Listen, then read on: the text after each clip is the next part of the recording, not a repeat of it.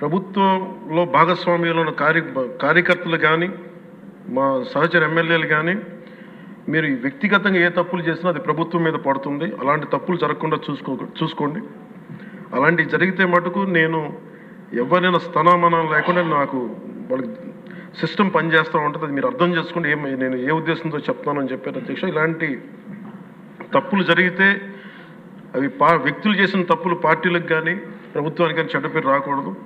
దాన్ని ఎలా హ్యాండిల్ చేసుకోవాలో జనసేన పార్టీ తరపు నుంచి నేను మా వాళ్ళందరికీ కూడా ఒకటే తెలియజేశాను.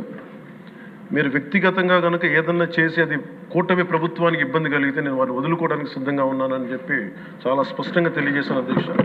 అది మీరు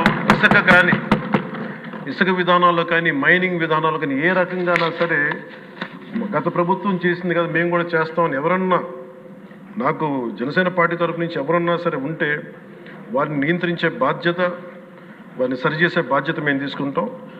అలాగే ఈ క్రమంలో తప్పులు చేస్తే విధునీతిలో ఒకటి చెప్తారు, ఒక గ్రామం కోసం ఒక కుటుంబాన్ని, ఒక రాజ్యం కోసం ఒక గ్రామాన్ని వదులుకోక తప్పదని.